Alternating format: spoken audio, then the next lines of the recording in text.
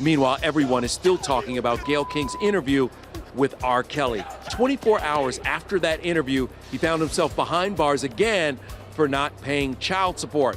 Now, in part 2 of Gayle's interview, she asked Kelly about his 3 children, and once again, he became very emotional. What is your relationship with your children?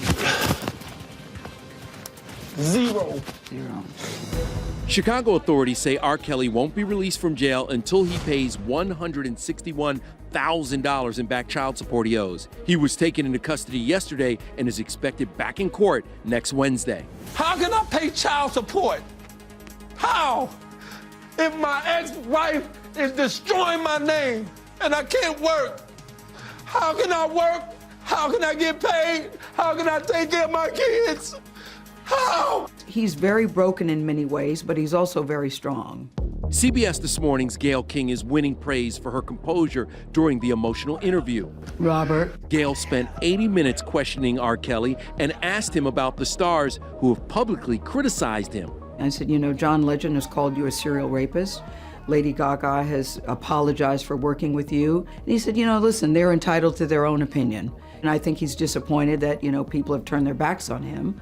After Gayle's interview, I Skyped with R. Kelly's former collaborator, singer Stephanie Sparkle Edwards. I should have never introduced her to him. She was featured in the documentary Surviving R. Kelly and claimed her niece was the underage girl in an infamous R. Kelly sex video. Sparkle, you had a chance to watch the interview. What's your big takeaway from it? Sad. Why? Just sad to see the person that I once knew just lose it. Y'all trying to kill me? The acting, not a good acting part. So you believe he was acting, that he was putting on a show? In part, Robert is always putting on a show. Trust me. Now, tomorrow night, CBS News will broadcast the Gayle King interview with R. Kelly. It's a 1-hour primetime special.